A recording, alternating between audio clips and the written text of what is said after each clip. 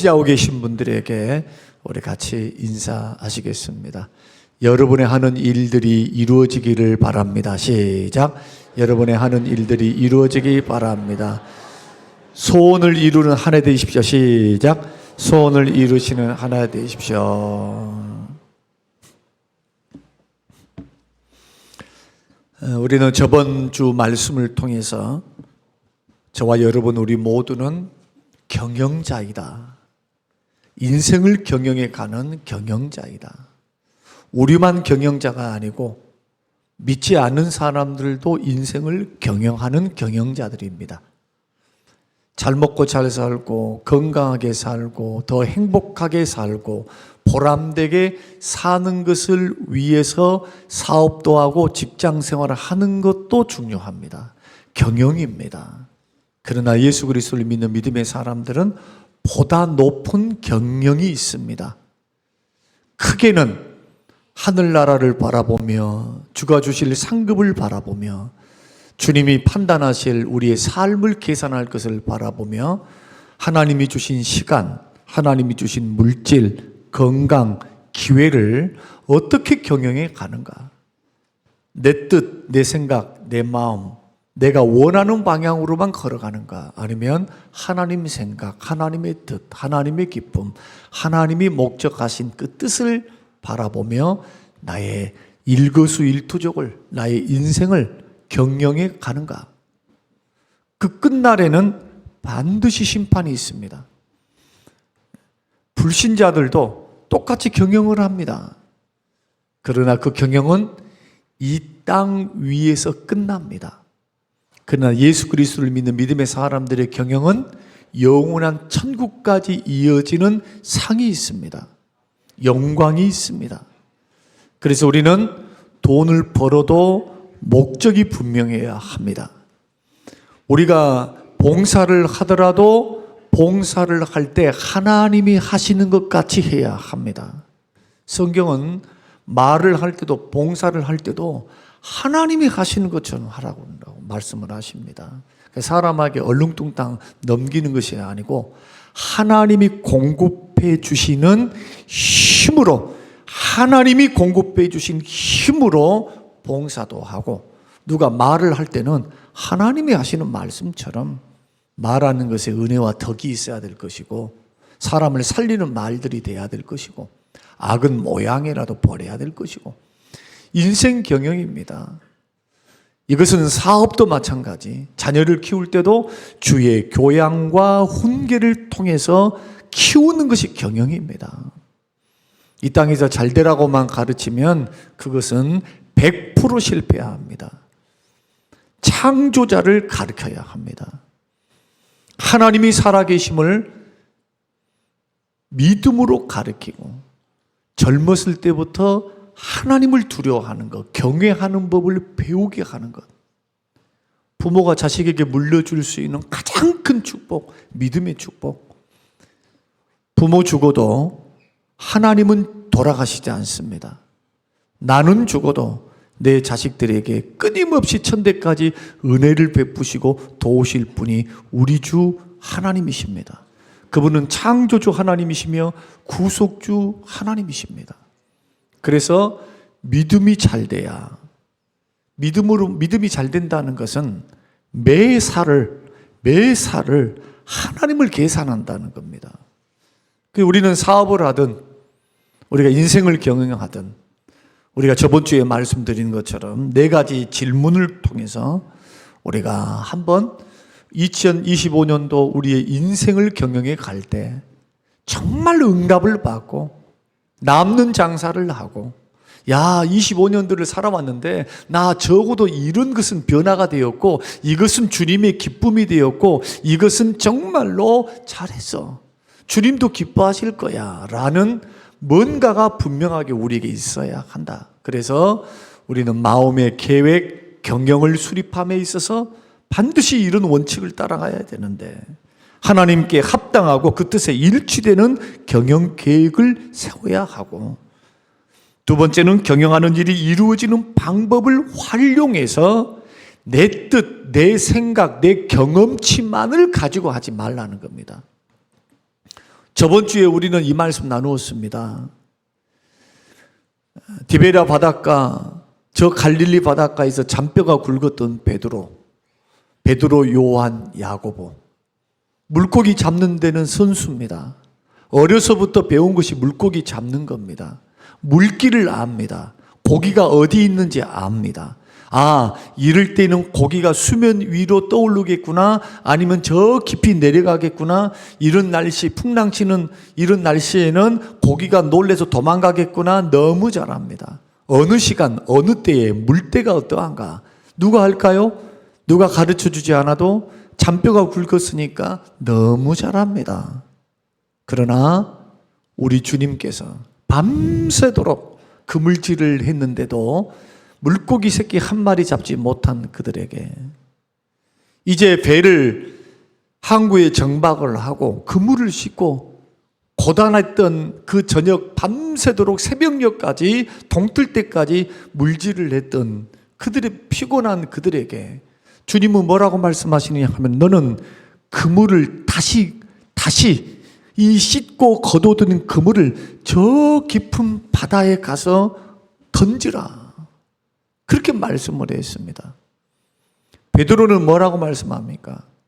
내가 밤이 맞도록 물질을 했고 물고기를 잡았는데 물고기 새끼 한 마리 없어서 지금 밝아버린 이때는 물고기가 활동을 안 하니까, 해가 떠 있는 이때는 물고기가 저 밑에 수초 속으로 들어가서 먹이 활동을 하니까, 숨어 있으니까 잡을 수 없는 것이 분명하고, 내 경험치로 볼 때는 도저히 이것은 헛수고일 수밖에 없는데, 내가 다른 것은 모르겠는데요, 나는 당신을 압니다.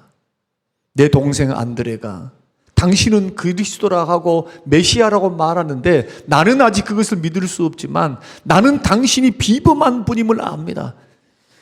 누가복음 5장에서 베드로는 첫 만남이 아니고 두 번째 만남이에요. 안드레를 통해서 예수님께 소개를 받고 예수님에게 나아갔습니다. 너는 이제부터는 사람을 낚는 어부가 되게 하리라 라는 말씀도 들었습니다. 그러나 계속적으로 그는 물질을 하고 물고기 그물을 내려서 물고기를 잡는 일들을 하고 있을 때 예수님이 두 번 나타나신 거예요. 그리고 베드로 배를, 그 많은 배들이 있었지만 베드로 배에 오르셨습니다. 그리고는 예수님 말씀을 하시는 후에 물고기를 잡을 수 있도록 저 멀리 들어가서 그물을 내리라. 말씀에 의지하여, 경험치 가지고는 도저히 할 수 없고 이것은 헛탕치는 일이고 헛수고이지만, 내가 당신을 믿는 믿음, 그 말씀, 당신이 했던 그 말씀을 신뢰하고 당신을 신뢰하는 마음으로 내가 하겠습니다. 그렇게 하고 깊은 바다로 괴로이 노를 젓고 그래서 갔습니다. 거기 그물 내렸더니 그물이 찢어질 정도로 물고기를 잡았습니다. 그리고는 예수의 무릎 앞에 꿇으면서 저는 죄인입니다. 주님, 나를 떠나십시오. 선생에서 주로 바뀌는 창조주 하나님, 구속주 하나님, 전능하신 하나님의 기적을 맛보고 그 하나님의 임재를 맛봤던 베드로는 물고기 잡는 것만이 능사가 아니구나. 내가 잘 먹고 잘 사는 것만이 능사가 아니구나. 내가 지금 누구 앞에 서 있습니까? 전능하신 하나님 앞에 서 있는 거예요. 전능하신 하나님. 여러분, 사업을 하든 직장 생활을 하든 가정 생활을 하든 하나님의 살아계심을 체험할 수 있게 되시길 바랍니다. 그러려면 하나님의 방법대로 하셔야 돼요. 그 방법을 저는 저번 주에 합당하고 하나님의 뜻에 일치하는 경영계획을 세우는 방법을 말씀을 드렸습니다. 여러분 상기시켜 드립니다. 마음의 동기를 살펴라고 했습니다. 첫 번째, 하나님의 뜻에 합당한가? 주님이 기뻐하신 일인가? 이 일을 통해 하나님 영광 받으실 수 있는 사업인가? 자녀 교육인가? 가르침인가? 내 인생 경영인가? 내 언어가 그런가?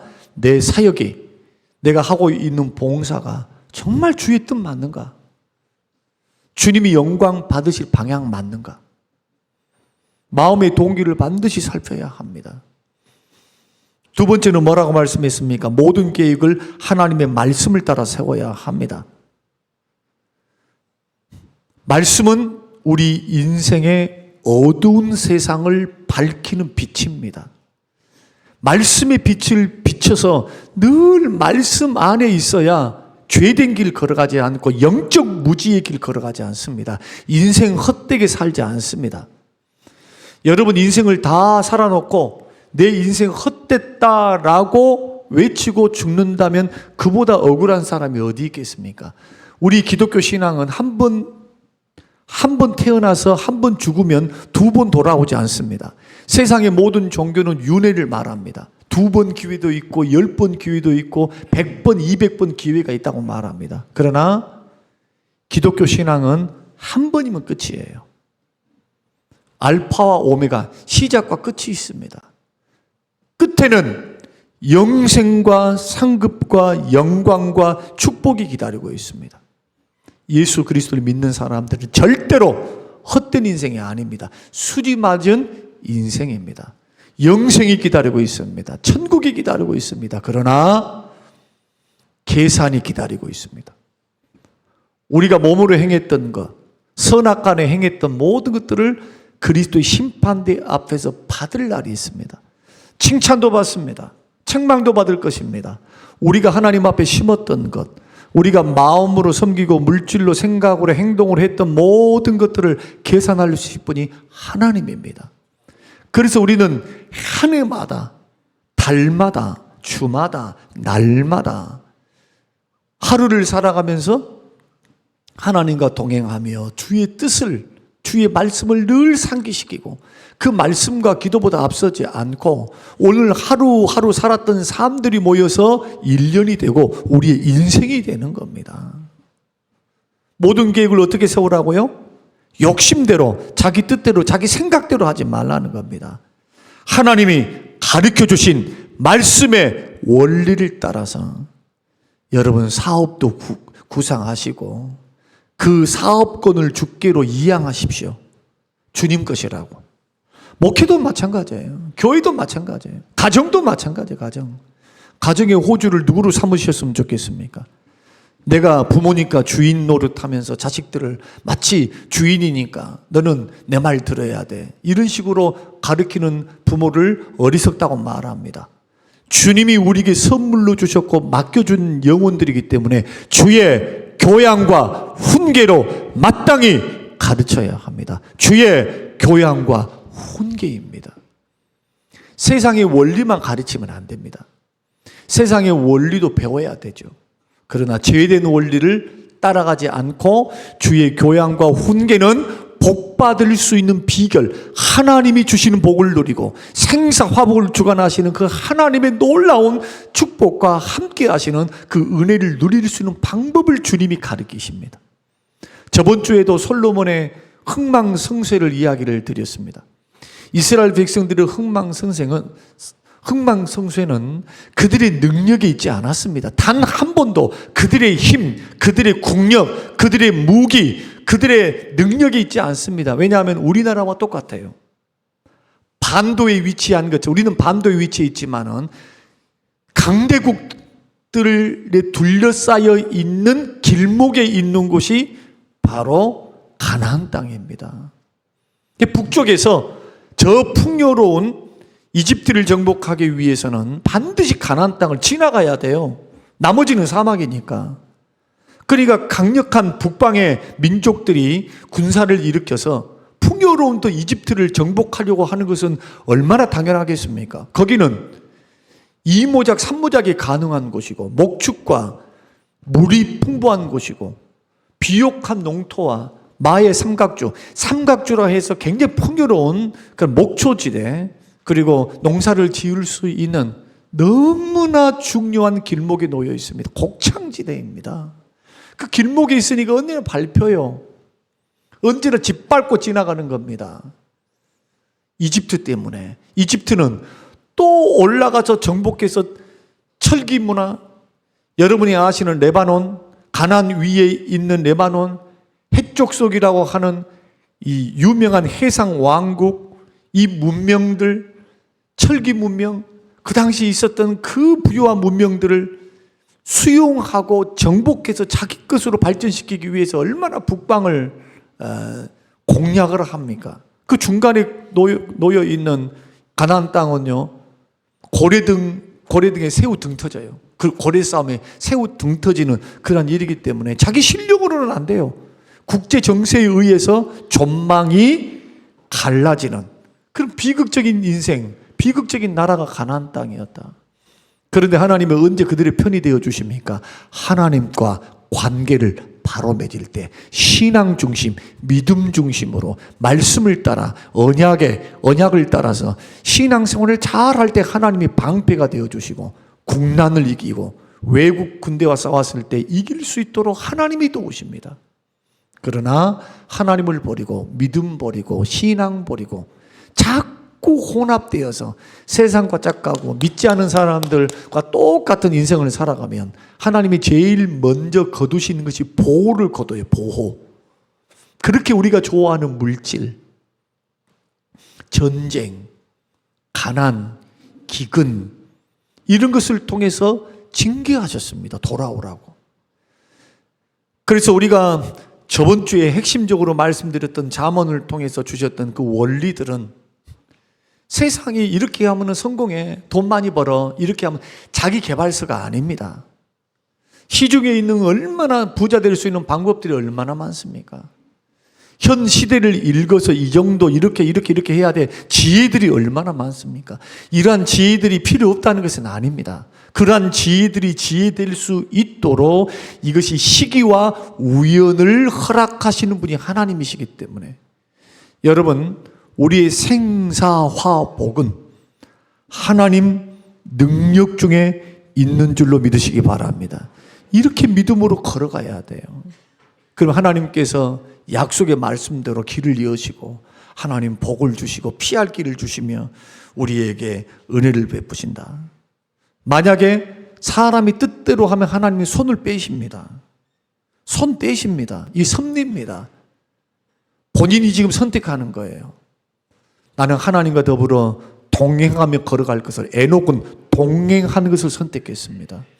노아도 그 당시 많은 사람들이 죄를 지었지만 그는 120년 동안 하나님의 말씀대로 산 위에서 방주를 지었어요. 심판이 있음의 말씀을 듣고 그는 뭘 했느냐? 사람들이 다 어리석다고 하는 그 일들을 꾸준하게 눈이 오나 비가 오나 120년 동안 산에서 인내하면서 주의 신실한 약속의 말씀을 믿고 걸어갔습니다. 그 당시 시집가고 장가가고 일상생활을 살았던 사람들은 그 심판의 때가 되니까 모두 방주에 들어가지 못하고 모두 물로 심판받아 다 죽었습니다. 노아와 그 가족 8명만 살았습니다. 이것이 시사하는 바는 오늘날 우리가 믿음의 길을 걸어갈 때 우리가 지금 믿는다라고 지금 주님 앞에 나와 있는 겁니다. 지금 여기에는 믿어볼까 하신 분도 있어요. 아직 나는 안 믿어지는데 하신 분도 있어요. 그러나 대다수 80% 이상은 잘 믿어보겠다. 정말 신실하신 하나님, 그 은혜의 하나님, 능력의 복 주시는 하나님 앞에 내가 한번 머물러 서서 믿음으로 승부를 한번 걸어보겠다 한 사람들이 지금 모여 있는 겁니다.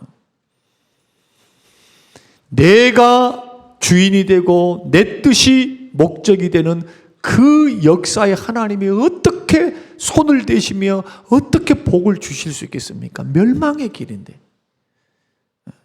그 길은 하나님이 인정하지 않는 길인데, 반대로 아무리 시대가 어렵다 할지라도 목적이 분명해요. 이것은 하나님의 영광이에요. 하나님의 뜻대로예요. 말씀을 붙들고 그 길을 걸어간다면 어찌 하나님이 외면하시겠습니까? 언약에 신실하신 하나님이 말씀대로 역사하실 텐데. 이 원리를 배우는 것이 바로 신앙생활입니다. 그래서 우리가 저번 주에 주셨던 이 말씀들을 우리가 쭉 살핀 겁니다. 경영하는 것이 이루어지는 방법이 뭐냐? 그 방법을 활용하는데 행사를 여호와께 맡기라 합니다. 맡긴다라고 하는 말은 믿음으로 맡긴다, 기도로 맡긴다, 범사의 하나님을 믿는다, 이게 맡기는 거예요. 상황과 환경이 불리하게 돌아가고 정말로 힘들고 어려워도 제 소원 붙어서 이러다 망하는 거 아니야, 이제는 끝장이야 라고 하며 자포자기하고 원망하고 불평하고 막 딴 생각하고 하나님 어디 있어? 이런 식이라 이야기하고 이러지 않고, 하늘이 무너져도 우리 하나님은 솟아날 구멍을 주신다, 피할 길을 주신다. 하나가 닫히면 그 하나님은 다른 길을 열어서 믿음의 백성들 살게 하신다. 하나님은 내 편이시다. 하나님은 살아계신다. 여러분, 이렇게 믿는 사람은 어떻게 마귀가 넘어뜨립니까? 여러분, 맡기려면 온전히 맡기십시오. 아니, 그냥 맡겼다 맡기려다 말았다. 여러분, 세상에서 제일 얄미운 사람이 어떤 사람인 줄 아세요? 줄라면 주고 말라면 말지. 줄까 말까 하는 사람. 세상적으로 말하면은 참 짜증나요. 야이, 필요 없어. 언제는 준다 해놓고 언제는 또 안 준다고 그러고. 막 예수 믿는 믿음의 사람도 그래요. 믿음의 길을 걸어갈 때 힘들고 어렵지만 이 기본기부터 탄탄하게 배워나가야 돼요. 그래야 기적의 하나님 만납니다. 우리와 함께 하신 하나님을 만나는 거예요. 여러분, 언제 능력의 하나님 만납니까? 고난 중에 만나는 거예요. 고난 중에. 시험 중에 만나는 거예요. 시험 중에. 성공하고 축복 가운데 만난 줄 아세요? 그러지 않아요. 성경에 하나님을 만났던 대부분의 사람들은 다 고난을 받고 연단을 받고 통과한 과정 중에서 하나님이 나타나셨어요. 우연일까요? 우연일 수 없습니다. 하나님은 능력 주실 자에게 능력 주시고 은혜 베풀 자에게 은혜를 베푸시고 미워할 자를 미워하세요. 하나님이 주권은. 그런데 하나님은 뭘 기뻐하시느냐? 여호와께 맡기는 사람, 여호와를 신뢰해서 항상 범사니까 모든 매사에 하나님을 계산하는 겁니다. 이렇게 인생을 경영해 보라고 도전드렸고 저번 주에 말씀을 드렸습니다. 그 약속의 말씀을 붙잡아라고 했습니다. 왜 약속의 말씀을 순간순간 붙잡아야 됩니까? 우리 믿음이 약해져요. 결심도 무뎌집니다. 사그라집니다. 문제를 만나면, 어려움을 만나면 내가 그렇게 주께 믿음으로 맡겠습니다, 어쨌습니다, 주의 영광 위해서 살겠습니다, 목적이 이렇습니다. 그런데 문제를 만나고 어려움을 만나면 어려움이 나를 삼켜요. 그래서 결심이 약해지고 마음도 약해집니다. 그때마다 어떻게 해야 됩니까? 어디로 돌아가야 됩니까? 신실하신 주의 약속의 말씀을 붙드는 것을 반드시 하셔야 돼요. 암송하고 그 말씀을 외치고 그 말씀을 붙들고 여호와의 이름을 높이는 귀한 말씀을 통해서 여러분, 말씀 붙들고 나아갈 때 마치 골리앗과의 싸움에서 너는 칼과 단창으로 나에게 나오지만 나는 너에게 나갈 때 나는 가지고 나갈 것이 없어. 창도 없고 칼도 없고 방패도 없고 투구도 없고 나는 전쟁 잘 몰라. 그러나 나에게 있는 것, 내가 믿는 하나님의 거룩하신 이름으로 나아간다. 하나님의 이름으로 나아갔더니 평범했던 물맷돌이 능력 있는 돌이 되어서 무기가 되어서 한 방에 죽여요. 한 방에 팍 던졌는데 머리에 그대로 돌이 꽂혀서 기절해서 넘어지는데, 칼이 없으니까 골리앗의 칼을, 그 큰 칼을 3m 되는 거구의 칼을 뽑아가지고 목을 댕강 잘라서, 결국에는 블레셋과의 싸움에서 승리를 가져왔던 이 이야기는 그냥 이상한 이야기로만 듣지 마시고 항상 범사에 하나님을 신뢰하고 말씀을 붙들어서 자꾸 결심이 약해질 때마다 말씀과 기도로 다시 한번 돌아가서 여러분 끝까지 인내함으로 여러분 승리할 수 있게 되시기를 주의 이름으로 축원합니다. 자, 여기까지가 저번 주 설교였어요. 어때요? 새롭게 들리죠? 그러죠? 네, 새롭게 들려. 왜? 그랬어? 예, 목사 할 만합니다. 오늘 5분 안에 끝납니다. 이제 5분 안에 하지 말아야 될 것이 있어요. 경영을 실패하게 하는 영적 원리가 있습니다. 두 가지입니다. 첫째는 불의한 자를 도와주지 않는다. 여러분, 하나님은 불의하게 행하면은 절대로 돕지는 않습니다. 결코 불의한 사람들의 손을 잡고 하나님은 사업을 경영하지 아니하십니다. 그래서 우리들이 믿음의 길을 걸어가는 사람들은 의로운 삶을 살아가야 돼요.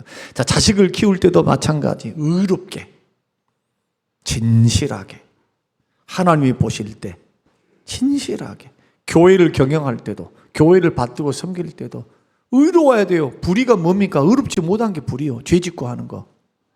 막 뒤에서 수근수근거리고 막 온 마음으로 주를 섬기듯이 그렇게 해나가야 되는데 마음속에 시기도 일어나고 다툼도 일어나고 미움도 일어나고 의롭습니까? 그 의로운 일이 아니에요. 결코. 그래서 동기도 중요하고 과정이 중요한 겁니다. 교회를 경영하는 것도 과정이 중요해요. 왜냐하면 하나님이 사람을 보내주십니다. 하나님이 작정된 자, 구원주기로 작정된 자들은 다 영생을 얻고요.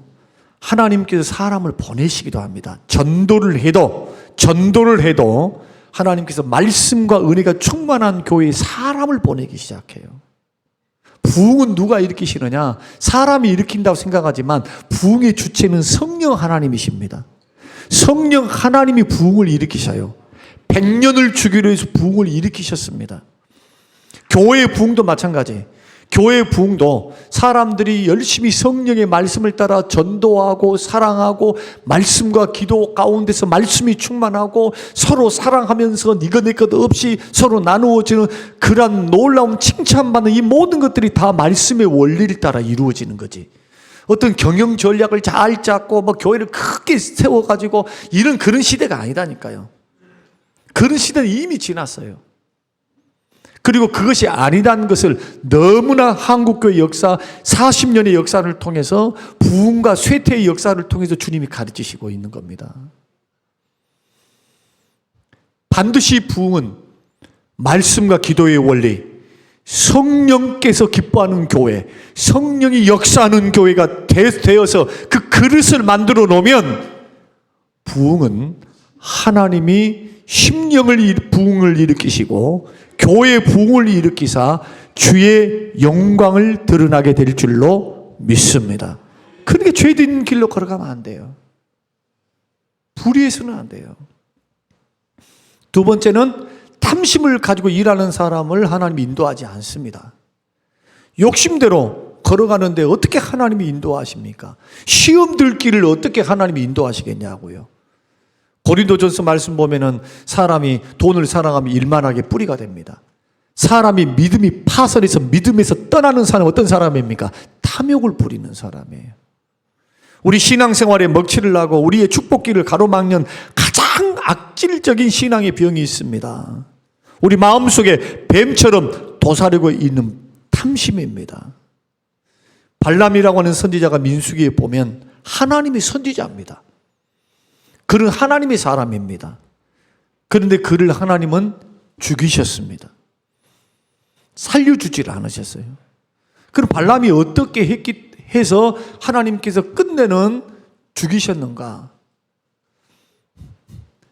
모압 평지에서 모압 왕이 이스라엘 백성들이 행군해서 가나안 땅 들어가는 그 광경을 보고 그 모압 땅 산에서 딱 쳐다보니까 너는 빨리 와서 내가 돈을 줄 테니까 너는 저들을 저주해 달라.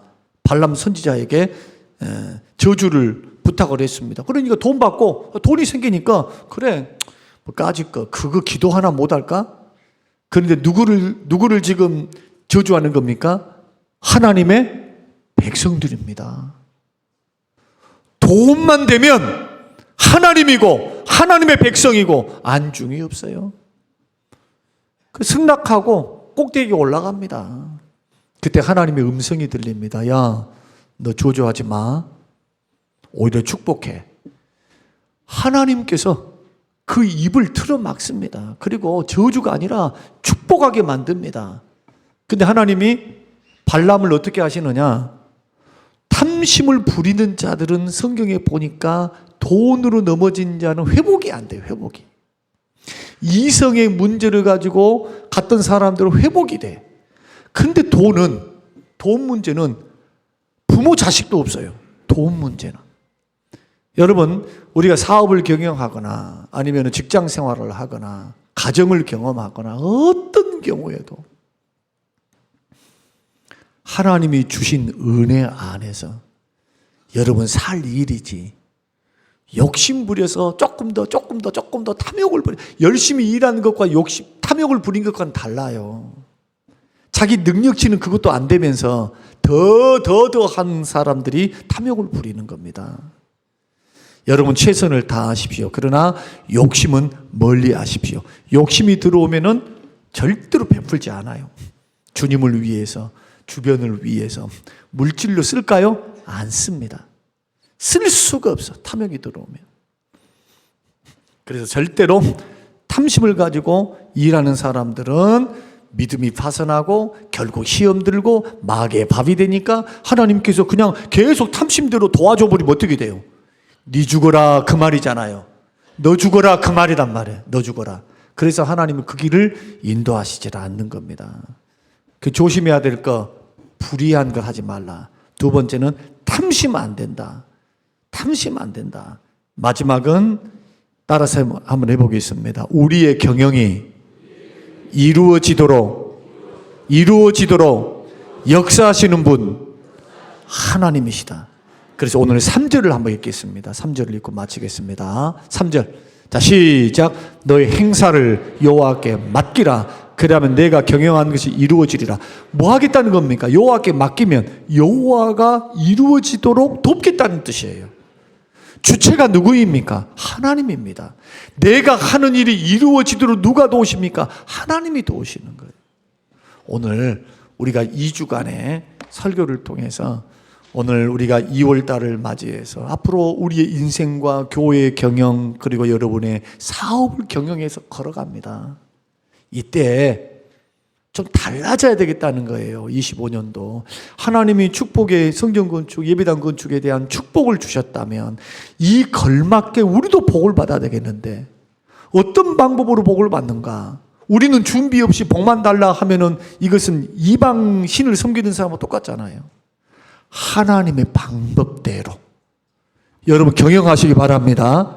하나님 방법대로, 하나님의 원한대로 이 기업이 주의 기업이 되도록, 사업이 되도록, 주의 직장이 되도록, 또 우리 교회가 정말 지구상에 많은 교회가 있지만 하나님이 기뻐하는 주의 뜻대로 세워지는 교회, 건강한 교회, 하나님이 기뻐하시는 교회가 되도록 여러분 만드는 것을 우리가 해야 되는 거예요. 우리가 그렇게 되기를 원하시죠? 우리 성림교회 못된 교회, 잘못된 교회, 저 교회 가지 마, 저 교회 가면 상처받아, 저 교회는 이래 저래, 이렇게 되기를 원하십니까? 아니면 향기 가득하고 하나님의 은혜 가득한 정말 바른 교회구나, 이런 향기를 드러내는 교회 되기를 원합니까? 그렇다면 주님의 방법대로 경영해 가시는 우리 교회와 여러분의 인생이 되시기를 주님의 이름으로 축복합니다. 고마우신 하나님 감사합니다. 2주간을 통하여 하나님 주시는 귀한 말씀 들었습니다. 하나님 이 말씀 다시 새깁니다. 신앙의 본질로 돌아가겠습니다. 하나님 아버지 은혜를 베풀어 주시옵소서. 감사드리오며 예수님 이름으로 기도합니다. 아멘.